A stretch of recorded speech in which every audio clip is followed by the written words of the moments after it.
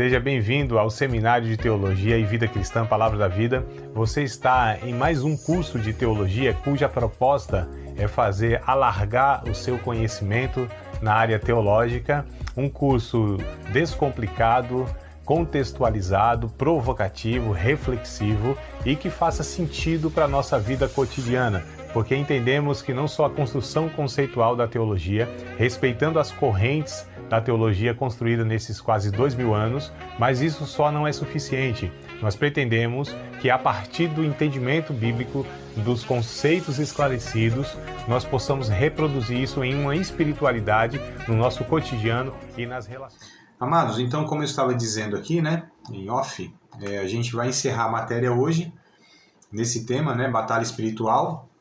Vou ver se eu consigo fazer uma recapitulação também, falamos bastante coisa, Foram 7 semanas, hoje é a 8ª semana, essa matéria foi bem longa. As demais geralmente tem aí uma duração de 6 aulas, Essa aqui foram 8, hoje é a 8ª, tá? E aí a gente vai então fazendo a recapitulação depois. Mas eu quero aqui fazer ainda, estar comentando, na verdade, um texto de Ezequiel. Se vocês puderem abrir comigo, o texto de Ezequiel, capítulo 18, tá? Antigo Testamento, lá no profeta Ezequiel, capítulo 18. Eu quero pegar esse texto aqui, porque esse texto, ele vai trazer para nós... Vamos lá, deixa eu só admitir aqui, mas... Agora acho que é o Rodrigo, agora vai, Rodrigo? Pronto aí, amado, ó. Agora foi. Tá tudo certo agora, pronto. Se quiser até desconectar o outro, tá bom? Já que vocês conseguiram aí pelo Rodrigo, tá ótimo. Ezequiel, capítulo 18, nós vamos fazer uma análise, tá? Uma análise do texto. A gente não é uma exegese, A exegese é quando a gente vai estudar o texto pegando as línguas originais, uma coisa assim mais acurada, uma coisa mais detalhada. Aqui a gente só vai fazer, de fato, uma leitura e um estudo do texto na língua portuguesa mesmo, nosso idioma, que a gente tem acesso aqui, que dá conta, tá bom? O texto aqui dá conta de trazer para nós aquilo, que eu pretendo, que é o esclarecimento dessa ideia do movimento de batalha espiritual, de maldição hereditária, ou seja, que há espíritos que agiram na vida dos pais e passam para os filhos. Essa ideia, ela não tem apoio bíblico, ela não tem base bíblica, Nós já falamos em aulas passadas sobre essa questão de que para o discípulo de Cristo, tá? Para o cristão nascido de novo, não existe maldições, porque a cruz de Cristo, o sacrifício de Cristo, ele cancelou todo tipo de possível maldição que haveria na vida de uma pessoa. Então, quando o evangelho alcança a vida de uma pessoa, o sacrifício de Cristo ele é aplicado na vida daquela pessoa, perdoando todos os pecados. Perdoando todos os pecados. Portanto, como diz o Romanos 8:1, portanto agora nenhuma condenação há para aqueles que estão em Cristo Jesus. Tá? Romanos capítulo 8, verso 1. Nós lemos também o texto de Colossenses, capítulo 2, ali, verso 13, 14, 15. Lemos Gálatas capítulo 3, verso 13. Os textos, esses dois textos aqui, vão dizer isso, que foi cancelado aí toda a maldição sobre nossas vidas, que a bênção chegou até nós. E aí, então, existe uma nova perspectiva de vida, uma nova vida. Todos os pecados foram cancelados, Não existe mais, amados, tá? Essa ideia de que eu preciso fazer alguma coisa para ser liberto de demônio tal, disso ou daquilo, como se fosse essa questão assim, acrescentando, Eles não falam isso, mas é o que é de fato a proposta. Acrescentando algum feito humano para ser salvo, para ser liberto, para ser abençoado. Então, assim, isso é antibíblico, porque isso atinge, isso ofende, isso agride a obra de Cristo sobre nossas vidas, que é única e suficiente, a graça vinda, a graça recebida por meio de Jesus, ela é suficiente para salvar o ser humano, para perdoar o ser humano. Ela é completa, ela é plena, ela é eficaz, né? Então a gente precisa ter isso na consciência. Os textos bíblicos que nós lemos, estudamos e tudo mais, né? Trazem para nós essa clareza. Pelo menos eu espero, né, que ao longo dessas semanas que a gente falou sobre isso, os textos que eu compartilhei com vocês possam ter sido claros o suficientes para trazer essa conclusão, tá bom? E aí nós vamos então completando, né, esse raciocínio aqui que eu estou trazendo de uma forma bem resumida para vocês. Nós vamos pegar o capítulo de número 18 de Ezequiel e aí eu vou fazer uma divisão aqui. Aí o que vocês podem fazer? Até para depois ter uma referência dessa forma, vocês podem anotar aí, ou seja na Bíblia mesmo, como eu fiz aqui, ou seja aí no caderno, tá? Eu vou fazer uma divisão ou divisões no capítulo, tá? Em todo o capítulo aqui. Eu acho que eu vou, deixa eu ver. Acho que eu vou até o 27 ou 28, alguma coisa assim, né? Ou talvez a gente vai até o 32, que é o capítulo inteiro. Mas desde o verso 1 nós vamos ler. Só que eu quero fazer divisões da seguinte forma.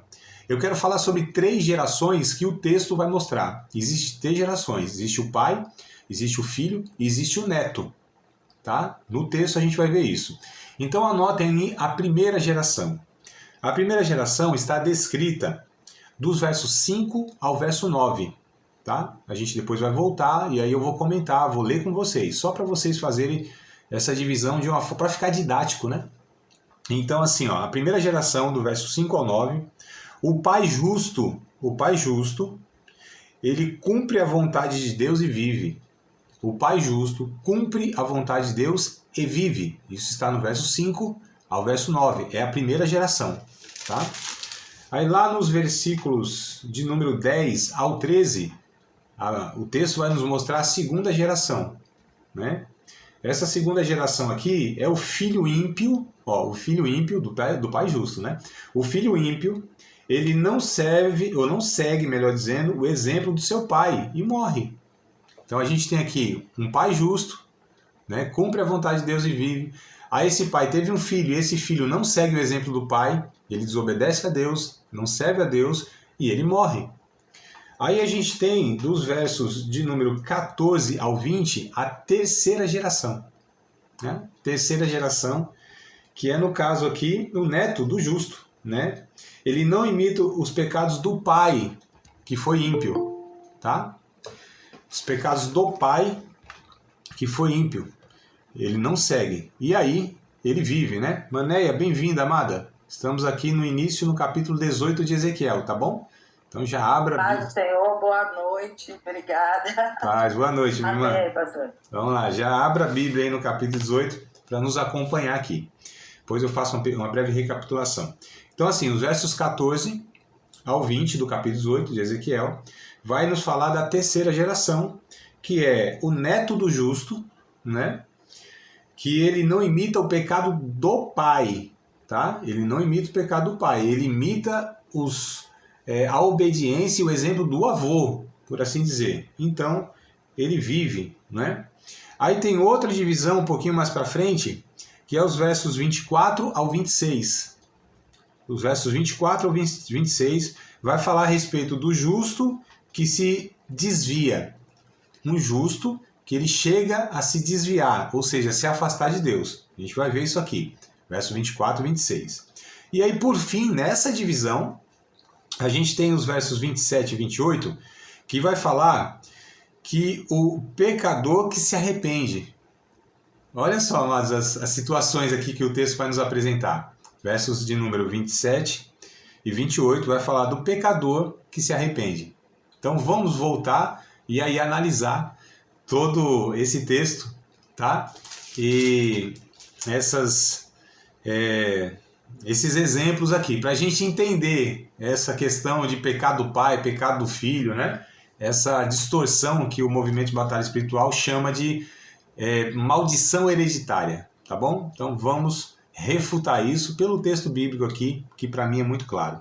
Me acompanhem na leitura, vocês fiquem à vontade para ir fazendo perguntas à medida que eu for lendo e trazendo algum comentário sobre. E vamos lá. Então, desde o capítulo 18, verso 1. Veio a minha palavra do Senhor dizendo, que tendes vós que dizeis esta parábola acerca da terra de Israel, dizendo: os pais comeram uvas verdes e os dentes dos filhos embotaram ou mancharam, né?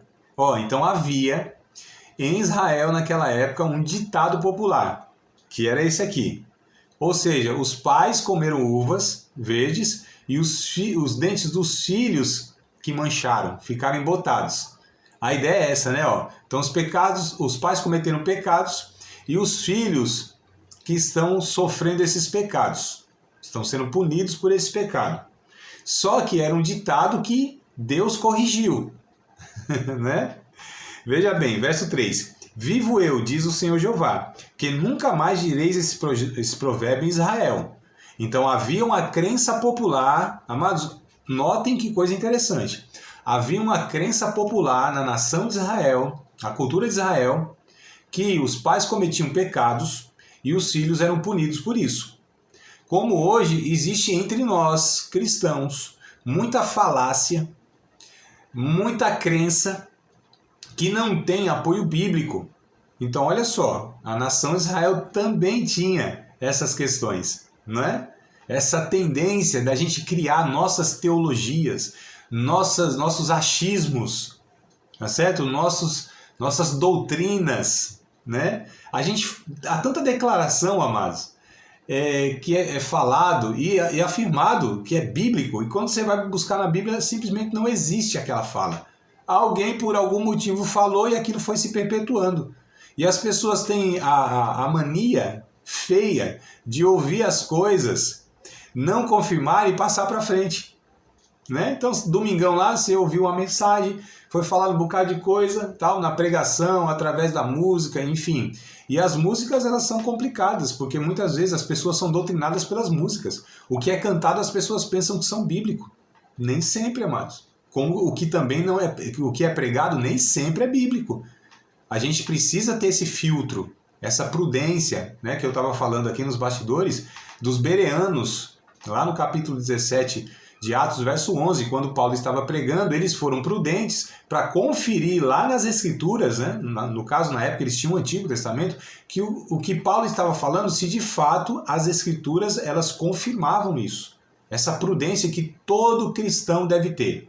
Enquanto alguém fala em nome de Deus, na pregação, no ensino, que é o que eu estou fazendo aqui, cantando, né, porque você está declarando de alguma maneira a palavra, mas é de forma musical, cantada, todas as vezes que alguém falar, citando a Bíblia, ou que Deus disse, nós temos que ter a prudência de fazer um filtro naquilo. Não aceitar tudo, também não rejeitar tudo, mas temos esses critérios, amados. Nós precisamos ser prudentes dessa forma. A gente não pode receber tudo de uma forma ingênua, como se tudo que é falado em nome de Deus é aprovado por Deus. Pode ser quem for, pode ser uma pessoa sincera, pode ser o pastor que é honesto, né, que é um homem de Deus, mas todos os homens, todas as pessoas estão sujeitas a falhas. Ninguém está isento disso. Eu que ensino, então, nem se fala, porque o que eu falo não é brincadeira, amados, né? A gente fala demais, então a gente está sujeito. O Tiago, no capítulo 3, ele diz: aquele que não tropeça em palavras é perfeito. E coisa que nós não somos é perfeito. Embora possamos ser esforçados, dedicados, mas somos homens. Então todos nós precisamos, né, estar sendo questionados, inclusive. Tá? Então isso é saudável, isso é preciso ser feito isso. Para a saúde espiritual, para a proteção, inclusive, de quem fala e de quem ouve. Não é? Muitos pregadores, pastores e professores têm dificuldade críticas, têm dificuldade de serem questionados. Eu não tenho nenhuma, mas, né? Não tenho absolutamente nenhuma. Não perco a linha, não fico vermelhinho de raiva, não persigo o aluno na nota. Né? Então, assim, vamos lá, vamos buscar então uma compreensão melhor, vamos buscar na Bíblia. É para isso que a gente se reúne em torno da Bíblia.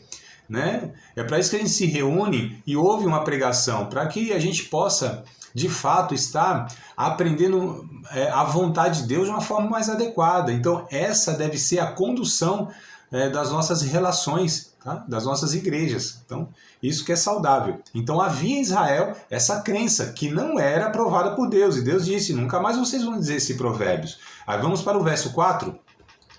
Eis que todas as almas são minhas. Como a alma do Pai, também a alma do Filho é minha.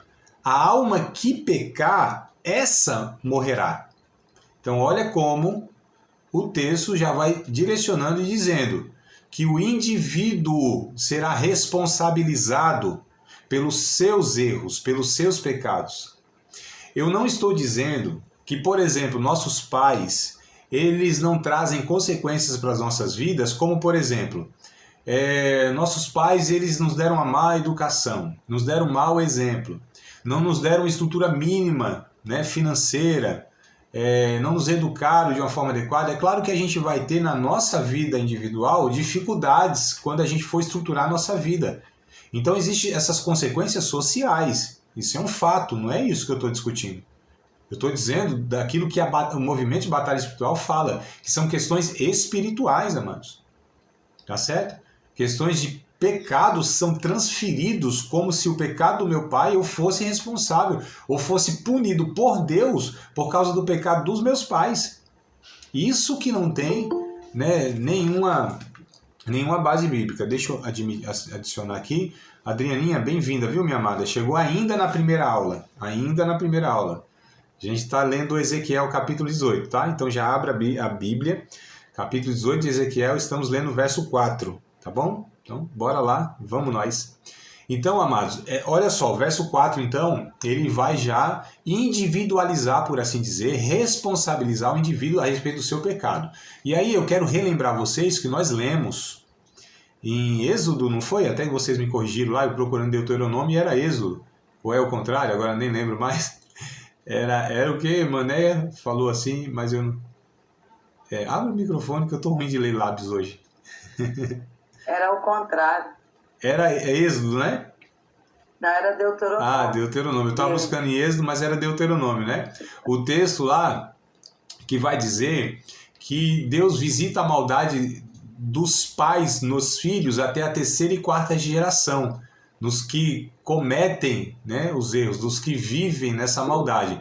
Mas ele estende a sua misericórdia até 1000 gerações. Então nós falamos que o texto lá, a ênfase é a misericórdia de Deus, né? Não são as consequências geracionais, por assim dizer, são consequências. E o detalhe é, aqueles que vivem nos pecados dos seus pais, e isso não se aplica ao discípulo de Cristo, ao regenerado. Então percebam como o movimento de batalha espiritual erra muito, né, na aplicação das conclusões que eles tiram na vida do indivíduo lá que serve a Deus, foi resgatado por Cristo, que não vive mais aquela vida, né, que embora seus pais de alguma maneira o influenciaram, né, deram um mau exemplo e ele seguiu esse mau exemplo, mas a partir de Cristo, aqui que é o ponto, a partir de Cristo, amados, tudo muda. Os que estão em Cristo, nós vemos isso, eu acho que na primeira aula, os que estão em Cristo é nova criação. As coisas velhas passaram, tudo vai se fazendo novo. Nós passamos a viver em novidade de vida. Nenhuma condenação há para que os que estão em Cristo Jesus, que andam segundo o Espírito. Então percebam que não tem como você aplicar essa ideia do movimento de batalha espiritual na vida daquele que é discípulo de Cristo. Não tem como. Um cristão ficar endemoniado. Uma coisa impensada, impossível. Nenhum exemplo bíblico nós temos a respeito disso. Nenhum sequer, né? Um discípulo de Cristo, que é a habitação do Espírito Santo, ficar endemoniado, possesso por um espírito imundo, não tem como, não tem coerência bíblica, tá? Então a gente precisa entender isso. E aí aqui o verso 4 já diz, né? Deus dizendo, a alma que pecar, essa morrerá, ou seja, responsabilizando individualmente a pessoa. E aí nós falamos do verso 5, aí vai dar os exemplos, ó. Aí vai falar de uma primeira geração, que é do verso 5 ao verso 9, ou seja, esse pai justo, né, que ele cumpre a vontade de Deus e vive. Então vamos lá ler. Sendo, pois, o homem justo e fazendo justiça e juízo, não comendo sobre os montes, não levantando os olhos para os ídolos da casa de Israel, nem contaminando a mulher do seu próximo, nem se achegando à mulher da sua separação, não oprimindo a ninguém, tornando ao devedor o seu penhor, não roubando, dando o seu pão ao faminto, cobrindo o nu com veste, não dando o seu dinheiro à usura, não recebendo demais, desviando a sua mão da injustiça, fazendo o verdadeiro juízo entre o homem e o homem, andando nos seus estatutos e guardando os meus juízos, para proceder segundo a verdade, o tal justo certamente viverá, diz o Senhor. Então, olha só, viveu segundo a vontade de Deus. Ele é abençoado, amados. A bênção de Deus está repousando sobre a vida dessa pessoa que vive de uma maneira a glorificar o nome de Deus, não é?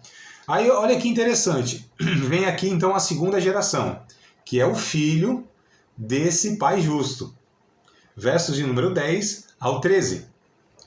E se gerar um filho ladrão, ou seja, o pai gerou um filho e ele se tornou ladrão, derramador de sangue, que fizer o seu irmão qualquer dessas coisas,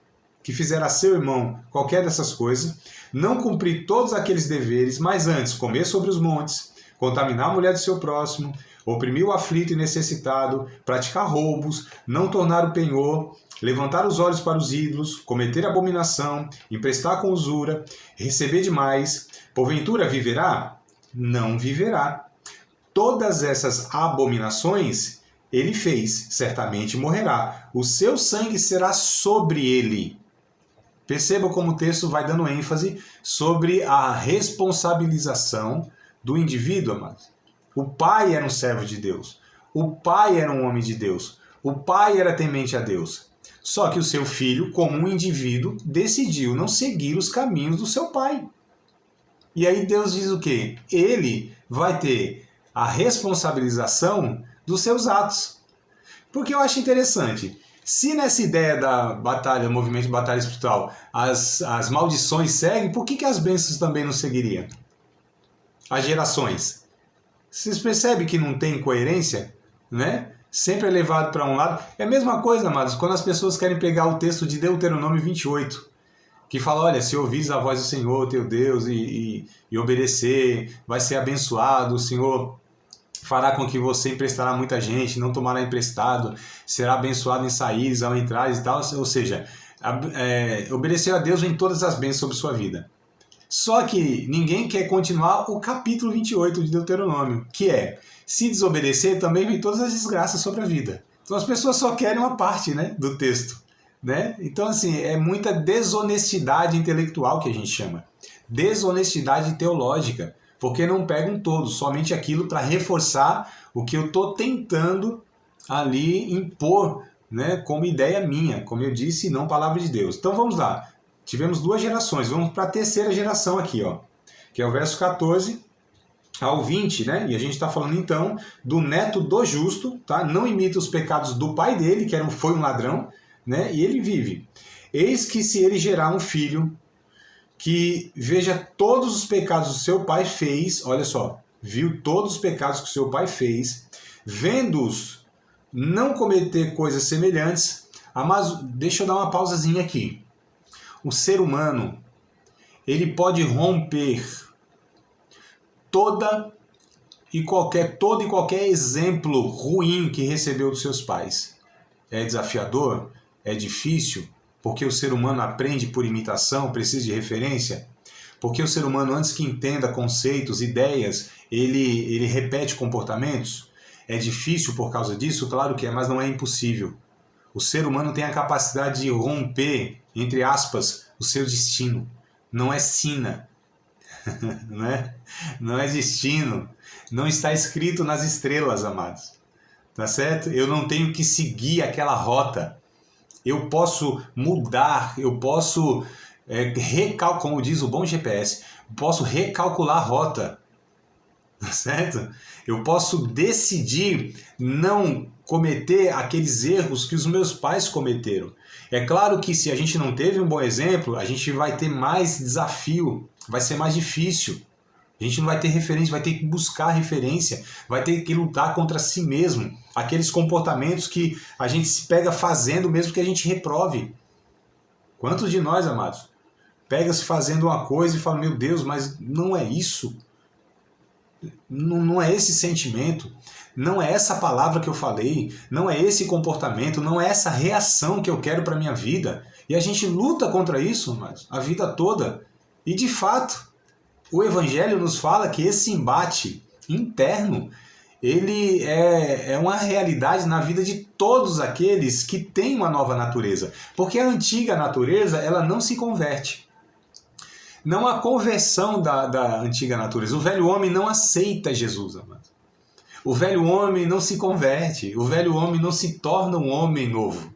O velho homem, ele tem que ser morto, crucificado, sepultado diariamente. Esse é o grande desafio, amados.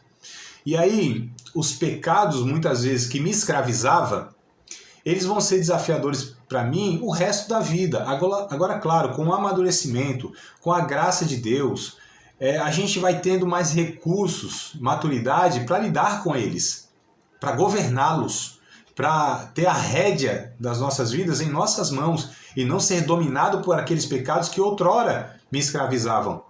Quando Paulo escreve aos Gálatas, capítulo 5, versos 16 e 17, ele diz: a carne combate contra o espírito. A carne aqui ele se refere à velha natureza.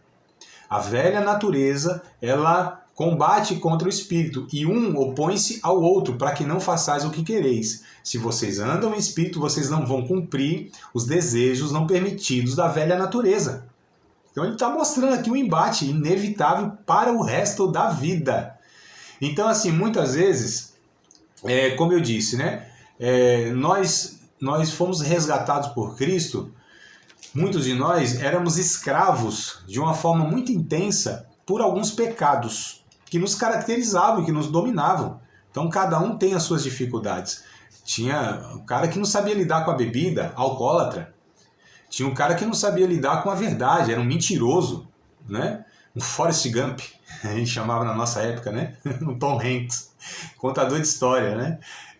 Tinha um cara que era promíscuo, né? Tinha o outro que era homossexual, o outro era a questão das drogas, o outro era a questão da cobiça, o outro era a questão da inveja. Você tem vários pecados que muitas vezes dominavam aquele indivíduo e o caracterizavam com aquilo. Quando aceita-se a Cristo, a gente não ensina as pessoas que ela tem uma inclinação, né, por N razões, isso não é tão explicado assim, que ela vai ter que ter vigilância naquilo que escravizou ela a vida toda. Talvez, por exemplo, um mentiroso não tenha muita dificuldade com problema de cobiça, dinheiro, ou, né, no caso do homem, com a promiscuidade, talvez não tenha essa dificuldade toda, mas vai ter com outra coisa. Talvez um promíscuo não vai ter dificuldade, por exemplo, de ser invejoso, né, de ser fofoqueiro.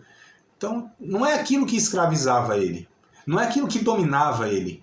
Então, cada um de nós vamos ter que entender que a partir de Cristo, embora libertos, embora salvos, embora com a nova natureza, tem áreas da nossa vida que vão ter que ser dada mais atenção, vão ter que ter mais vigilância, amados. E a gente precisa conhecer isso. Tem um termo muito interessante que é a geografia do pecado. A gente precisa conhecer qual é a geografia que a gente está entrando. Cada um de nós tem uma geografia do pecado. Tem um mapa que a gente entra e fala, opa, aqui é campo minado. Aqui eu não consigo. Eu me lembrei até agora de uma situação, foi uma convenção, né, de pastores, de líderes. E, assim, como eram muitas pessoas, o local lá não comportava, não hospedava, né? Não conseguiu hospedar todo mundo, cada um no seu quarto. E aí ficaram alguns pastores assim, um quarto só, né? 2 pastores em um quarto, 3 pastores em um quarto, enfim, era convenção de pastores e líderes. E tava lá 3 pastores em um quarto, né? E eles chegaram lá numa conversa e falaram assim, bom, a gente só está entre pastores aqui, né? Vamos contar qual que é a fragilidade de cada um, né? E um disse assim, bom, eu tenho muita dificuldade em lidar com dinheiro. Tanto é que tesouraria não é comigo, não passa nada por mim, tem um tesoureiro lá, eu nem me envolvo, tenho grande dificuldade, então eu sei que é a minha dificuldade, isso aí, não lido com isso, né? Aí outro disse assim, eu tenho muita dificuldade com mulher, evito muitas vezes ficar sozinho com mulher, gabinete pastoral lá, eu tenho meus mecanismos de proteção e tal, porque eu sei que era isso que me escravizava antes. E o terceiro, amados, quando foi falar, disse, eu não vou falar não. Os dois falaram, como assim não vai falar? Que conversa é essa? A gente não combinou? Que cada um ia aqui falar daquilo que é a sua maior fragilidade? Disse, não vou falar não. Eu falei, não, que isso, nós falamos, você vai falar. Ele falou, não vou falar. Eu falei, não, vai falar sim. Ele falou, tá bom. Eu tenho grande dificuldade de guardar segredo. Então, assim, eu era um fofoqueiro, né? A língua coçava, né, mano? Tem umas pessoas que são assim, né? Boas novas não conta, mas as velhas antigas, né? É como a Bíblia diz, é um mexeriqueiro, né? E mexeriqueiro não é quem vende mexerica na feira, não. É o paroleiro, o fofoqueiro, né? O leve trás, aquele que gosta de falar da vida das pessoas. E, infelizmente, tem alguns irmãos que têm essa característica, esse pecado grave. A Bíblia diz que é um pecado grave, né? Mas, enfim, só para a gente entender, amados, essa dinâmica de vida. Como que, mesmo alcançado pelo Evangelho, nós temos que lidar com essas situações. E isso diz respeito a quê? A demônios, amados. A maldição que veio de pai para filho? Não. Nós falamos isso. A queda da raça humana. Né? Esse caráter que precisa ser trabalhado, moldado, isso dá muito mais trabalho. Então é mais fácil para a gente falar que é um demônio, expulsa, mela a testa do cidadão lá, fala para fazer uma campanha, sobe monte, desce vale, faz voto, e essa coisa toda horrível, pagã, que a gente abraça como sendo evangelho dentro das nossas igrejas, né? Não confia na palavra de Deus, não ensina de fato qual é o processo de santificação, não dá a segurança e a esperança para os irmãos que o sacrifício de Cristo é suficiente. E aí há um tormento que se instala na vida das pessoas, em uma crise muitas vezes, porque como não é demônio, não é essa questão de maldição, o caráter não é tratado, muitos ficam numa agonia enorme, inclusive não sabendo lidar com os seus pecados, porque eles não, a proposta não é tratar os pecados, não é? É essa via mais fácil de transferir a responsabilidade para um demônio, para o que quer que seja, uma entidade e tudo mais. Então a pessoa fica ali não sabendo lidar porque não entende essa sua estrutura. Então, assim, por exemplo, a questão do homossexualismo. O homossexualismo é um dos grandes problemas que nós temos dentro da igreja no sentido de acolher e tratar esses irmãos, essas irmãs.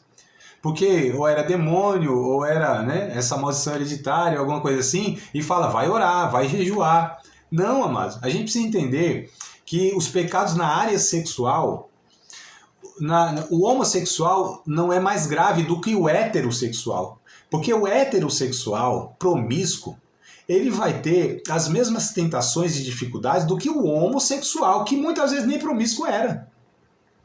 Então o que você tem de irmãos que era heterossexual e era promíscuo, e o que você tem de irmão que era homossexual e não era promíscuo, ou seja, tinha um relacionamento duradouro, de fidelidade, né, amado?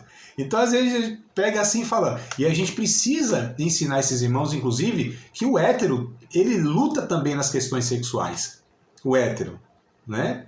O homem, me parece que a probabilidade, a porcentagem das dificuldades sexuais são mais com os homens de Deus. Então, assim, os homens de Deus, mas eles também têm dificuldade, é homem, né? E aí, aqueles que eram promíscuos, então, eles vão ter que lutar mais contra isso. Vão ter que se sujeitar mais à graça de Deus, colocar essas dificuldades, essas lutas, esses pecados que outrora dominavam aos pés da cruz quase que diariamente. Só que não é uma coisa pesada e arrastada. A graça de Deus, ela nos conduz de uma maneira graciosa, né? Não sei se vocês estão entendendo aqui, mas o que eu estou tentando compartilhar com vocês é essa realidade do processo de salvação, que inclui a santificação, que é essa perseverança diária de eu estar me sujeitando à graça de Deus agindo na minha vida. Então esse é um processo inevitável e não diz respeito a demônios, a maldição hereditária, né? Diz muito mais respeito aos pecados individuais e pessoais, que é o que o texto de Ezequiel, capítulo 18, tem nos mostrado aqui. Que cada um é responsabilizado pelo seu pecado. O pai pode ter sido um grande homem de Deus, não garante nada que o filho vai ser. É um indivíduo, né? Quantos irmãos, quantas irmãs eu já vi, amados, frustrados, angustiados, tristes, anos orando a fio, sol a sol, pelos seus filhos, com algumas promessas imprudentes de alguns profetas imprudentes, dizendo que E, inclusive, pegando o texto lá de Atos, capítulo 16, agora não me lembro do texto, não sei se é 30 ou 31, de Atos 16, que pega aquele, se crê, né? Tu e a tua casa será salvo e tal, alguma coisa assim, não é? Se vocês lembrarem desse texto aí, crê no Senhor Jesus Cristo, será salvo tu e a tua casa, como sendo uma promessa, e aquilo não é promessa de Deus, amados, e não é garantia que alguém sirva a Deus e creia em Deus, que todos os seus filhos, parentes e cônjuges vão de fato também servir a Deus. Ele pode exercer uma grande influência, ela pode ser uma grande ferramenta na mão de Deus, para que possa de fato ser um canal e levar o evangelho e a salvação aos seus parentes, aos seus entes queridos, seus filhos e cônjuges. Pode ser, claro, só que não é garantia. A gente coloca um peso muito grande sobre os ombros de muitas pessoas, amados, principalmente as irmãzinhas, né? É o que eu acompanho nesses 25 anos. Muitas irmãs, muitas vezes, é colocado um jugo sobre elas, um peso sobre os ombros delas, como se elas fossem responsáveis pela salvação dos seus filhos e os seus esposos, amado. E muitas vezes essa pessoa se sujeita a tanta humilhação e a tanta situação degradante, de indignidade, de anulação como indivíduo, que nem Deus quer, porque não pode ser uma pessoa um sacrifício para a conversão de ninguém, ainda mais se ela for anulada como dignidade humana. E precisa ter muito cuidado com essas questões. Então, percebam como essas ideias elas vão tendo esses desdobramentos e prejudicam muito a vida dos irmãos, as pessoas, porque não é evangelho, né? Não é evangelho. E aí, voltando aqui no Ezequiel 18, que nós estávamos lendo, lemos até o 20, não foi isso, amados? Foi isso ou não? Me ajudem aí.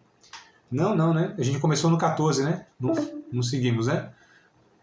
É isso? Vocês estão me acompanhando aí? Vamos? Então, bora lá. Vamos voltar no 14 aqui, que eu estava falando do neto, né? O neto do justo lá atrás, né? Esse neto que não imitou, que é o verso 20. Isso, mas a gente não leu até o 20, né? Só o 14, não foi? Isso, foi até o 20. Nós lemos até o 20, amados? Uhum. Eita. É mesmo? Então, coisa boa. Eu pensei que eu tinha parado só no 14 aqui. Então, vamos lá. Deixa eu ver, então. Não, perdão. Você leu somente o 14. Ah, sim, exato. Um parênteses. Isso, Rodrigo, é verdade. Eu parei aqui, foi no 14 mesmo, né? Que aí eu fiz todo esse comentário aqui, tá? Então vamos lá. Voltando no 14 para a gente entender e vamos até o 20, que é a terceira geração. Eis que se ele gerar um filho, que veja todos os pecados que seu pai fez, vendo-os não cometer coisas semelhantes, não comer sobre os montes, não levantar os olhos para os ídolos da casa de Israel, não contaminar a mulher de seu próximo, não oprimir a ninguém, não retiver o penhor, não roubar, e der o seu pão ao faminto, cobrir ao nu com veste, desviar do aflito a mão, não receber usura em demasia, fizer os meus juízos e andar nos meus estatutos, o tal não morrerá pela maldade do seu pai. Ele não morrerá pela maldade do seu pai. Certamente ele viverá. Seu pai, porque fez opressão e roubou os bens do irmão e fez o que não era bom no meio do seu povo, eis que ele morrerá pela sua maldade. Mas dizeis, por que não levará o filho à maldade do pai? Porque o filho fez juízo e justiça, guardou todos os meus estatutos e os praticou, por isso certamente viverá. Então perceba como Deus está corrigindo, amados, os pensamentos errados que havia na época. Olha o verso 20, que é um arremate o verso 20. A alma que pecar, essa morrerá. O filho não levará a maldade do pai, nem o pai levará a maldade do filho. A justiça do justo ficará sobre ele, a impiedade do ímpio ficará sobre ele. Amados, isso aqui é tão direto, é tão objetivo, é tão claro. Eu não sei qual é a dificuldade, muitas vezes, de alguns irmãos de entender um texto tão claro, tão objetivo, tão direto, não é? E aí, como eu disse, o verso 21 aqui em diante, mas se o ímpio se converter de todos os seus pecados que cometeu e guardar todos os meus estatutos e fizer justiça e juízo, certamente viverá e não morrerá. Se o ímpio se converter. Guardem essa informação, porque o que eu quero enfatizar é que o arrependimento é suficiente, amados, para pegar a bênção, para pegar a maldição, o juízo, a consequência e reverter isso em bênção. É o arrependimento que é proposto por Deus para que as coisas tenham uma reviravolta. É através do arrependimento que somos salvos da punição, do juízo de Deus sobre nossas vidas.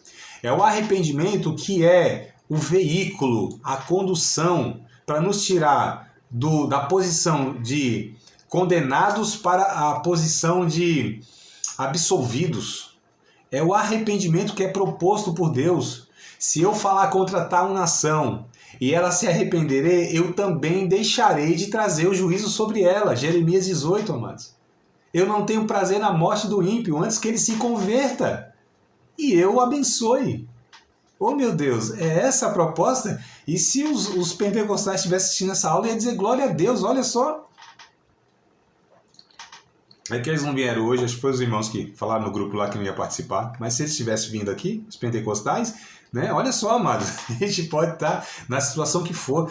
Deus, através do arrependimento, nos renova, nos restaura, sabe? Nos dá graça suficiente, nos tira dessa posição de juízo para a posição de abençoados. Então é o arrependimento que é proposto para todos, né? O arrependimento resolve, por assim dizer, porque o arrependimento nos leva a reconhecer o sacrifício de Cristo, tá? Esse é o ponto.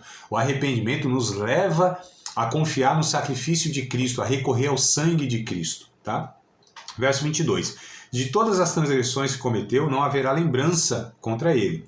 Pela sua justiça que praticou, viverá. Desejaria eu de alguma maneira, ou de qualquer maneira, a morte do ímpio? Diz o Senhor, Jeová. Não desejo, antes que ele se converta dos seus caminhos e viva. Mas, olha só que coisa interessante, do 24 ao 26. Aqui vai falar sobre o justo que se arrepende, ou melhor, desculpa, o justo que se desvia. Mas desviando-se o justo da sua justiça, cometendo a iniquidade, fazendo conforme todas as abominações que faz o ímpio, porventura ele viverá? De todas as suas justiças que tiver feito, não se fará memória da sua transgressão com o que transgrediu, e do seu pecado com o que pecou, neles morrerá. Dizeis, porém, o caminho do Senhor não é direito. Ouve agora, ó casa de Israel, não é o meu caminho direito? Não são os vossos caminhos torcidos? Desviando-se o justo da sua justiça e cometendo iniquidade, morrerá por ela. Na sua iniquidade que cometeu, morrerá. Não há garantias para um justo se ele não permanecer na palavra de Deus, amados. Então percebam como é individualizado a responsabilização da pessoa. Ela colhe o que ela planta nesse sentido aqui, amados, de obedecer ou desobedecer a Deus. Ou seja, são os pecados individuais. Amados, a gente já não dá conta desse negócio. Os nossos pecados já são pesados demais para nós. E a gente ainda quer resolver pecados dos nossos pais, de sei lá quem. Meu Deus do céu, não dá conta não. Não é? Não tem jeito. A gente carregar essa pecha, carregar esse fardo, carregar arrastando essas correntes o resto da vida, essas paranoias que é criado, introjetado na cabeça, na mente, no coração de muitos irmãos que além dos seus perrengues, além dos seus pecados, ainda tem que resolver das gerações passadas, não? Meu Deus do céu! Aí o verso 27 e 28, para dar aqui uma fechada nisso, que aqui vai falar sobre o pecador que se arrepende. Vocês estão percebendo que está falando de todos os casos? Quem é justo e se desvia. Quem é ímpio e se arrepende. Né? O pai que era justo, ele vive. Mas o filho do pai justo que não viveu segundo o pai, ele vai ser punido. E aí o outro filho, né, o neto, que não imita o pecado dos pais, ele vive porque, na verdade, ele segue o exemplo do avô. Mas a ênfase aqui é individualmente, esse é o ponto. E só para a gente fechar então, do verso 27 e 28, vai falar do pecador que se arrepende. Mas convertendo-se em ímpio da sua impiedade, que cometeu, e praticando o juízo e a justiça, conservará este sua alma em vida. Pois quem considera e se converte de todas as suas transgressões que cometeu, certamente viverá e não morrerá. A ênfase do texto todo aqui, amados, é sobre os pecados que são abandonados, reconhecidos, confessados. Então é o pecado que precisa ser tratado, ou o pecador que precisa ser tratado. Não são demônios, amados. Os demônios que eles podem influenciar, que eles podem nos prejudicar de alguma maneira, isso a gente não nega. Eu não estou negando isso. Essa realidade de demônios e tal aí, né? Só que a ênfase aqui, e Jesus morreu para salvar, libertar o pecador, o indivíduo, o ser humano. Porque se o nosso problema final, nosso problema maior, nosso problema principal fosse Satanás e essa repenca de demônios, amado, era muito mais fácil. Jesus nem precisaria morrer na cruz. Era só ele destruir todos esses coisas ruins aí, esses encardidos, esses espíritos imundos. É só jogar todo mundo lá no lago de fogo, de enxofre, né, e acabar com todos esses demônios aí, tava tudo resolvido. Mas não, a gente está falando do ser humano. É o ser humano que precisa ser tratado. Como eu disse, é um processo mais difícil. Para muitos pastores que não querem gastar a sua vida cuidando de pessoas, tratando essas pessoas, discipulando essas pessoas, chorando com essas pessoas, é mais fácil a gente, no coletivo, falar para todo mundo, fazer um bocado de coisa, chamar todo mundo na frente, derramar óleo na cabeça de todo mundo, e aquelas coisas todas horríveis que fazem, teologicamente horríveis, né? Eu digo, e é mais fácil, mas não é esse o processo. Não é esse. Infelizmente não é esse. Eu gostaria até que fosse, que seria mais fácil para mim. Mas não é, amados, não é esse. O processo é que a gente possa ser, na dinâmica da ação do Espírito Santo, sermos trabalhados, moldados. Essa é a dinâmica que Deus usa, amados, para nos salvar, para nos libertar, para nos amadurecer. É ferro com ferro se afiando, né? É eu exercendo o perdão daquele que me ofendeu, é o que vai, não é eu vou liberar perdão porque senão o demônio está no meu cangote. Não, amados. Né? Tem umas conversas aí que eu falo, Jesus eterno, de onde tirar essas coisas? Então, queridos, esse aqui é a análise do Ezequiel capítulo 18, que eu penso ser um texto para que a gente possa estar esclarecendo toda essa ideia de maldição hereditária que não é bíblico, tá? Aí eu vou fazer uma breve recapitulação, vocês estão tão calados, eu estou até preocupado. Vou fazer uma recapitulação aqui, mas eles fiquem à vontade, tá? Que daqui a pouco acaba 5 minutos a nossa transmissão ao vivo e a gente vai para aqueles nossos bastidores lá, né? Quem sabe vocês estão guardando para os bastidores aí para nos juntar a prova contra vocês, porque aqui vai ser gravado e depois exposto, né? Mas vamos lá. Fazendo uma recapitulação, tá? A batalha espiritual na Bíblia, como foi dito, apesar de o nome batalha espiritual não ser encontrado especificamente assim na Bíblia, né? Não tem nenhum texto lá, batalha espiritual. Mas há muitos versículos que tratam claramente sobre a realidade da batalha espiritual. Essas referências são tão abundantes que é correto até dizer que, do começo ao fim, isto é, de Gênesis a Apocalipse, a Bíblia afirma a existência de uma guerra espiritual travada, mas não naquela paranoia que nós falamos, né? Tudo é demônio e tal, e às vezes eu vejo umas coisas assim que a mãe até é o demônio que está nesse menino e tal. Fala, não, às vezes é você mesmo que não está sabendo conduzir a situação aí, e é mais fácil, né? Eu vou falar um negócio aqui que parece ser brincadeira.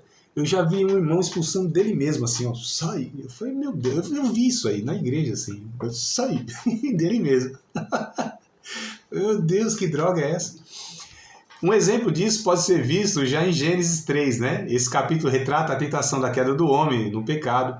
Isso significa dizer que desde muito cedo, né, o império das trevas tem se empenhado em afastar o homem de Deus. Então, assim, a gente não nega isso nunca. Tá? O grande objetivo de Satanás e dos demônios é fazer oposição a Deus e tentar destruir o seu povo. Isso aí é claro.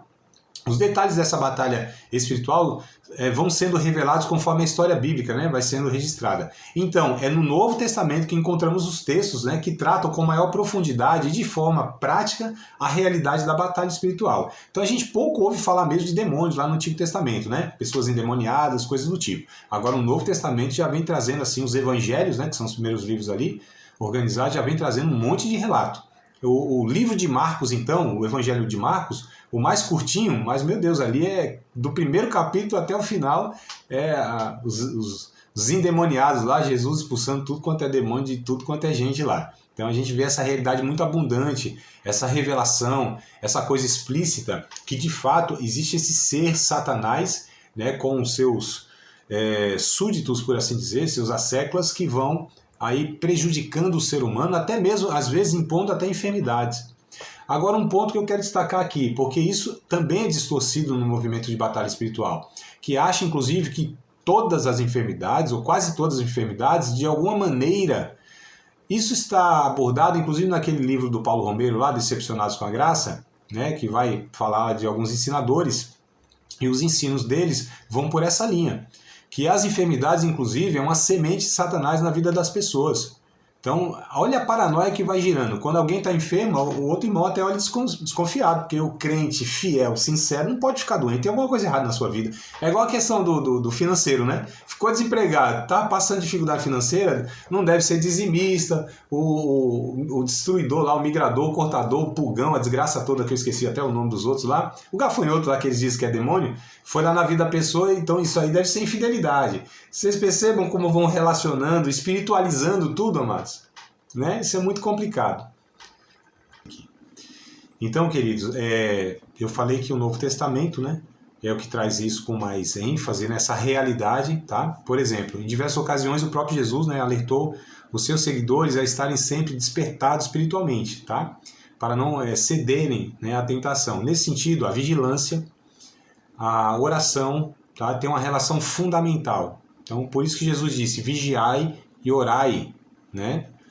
Mateus 26 e 41, anotei aqui a referência, e Marcos 13 e 33, tá? Então, é oração e vigilância para que a gente possa, de fato, ter as armas necessárias, né, para essa realidade espiritual. Então, a pessoa que vive a sua vida de comunhão com Deus, essa pessoa que vive a sua vida sendo orientado pela palavra de Deus, na vigilância dos seus comportamentos, dificilmente essas pessoas vão ser prejudicadas nesse sentido que demônios, né, Satanás de alguma maneira vai ter um êxito, porque ela vive debaixo da graça de Deus, vive confiando no sangue de Cristo.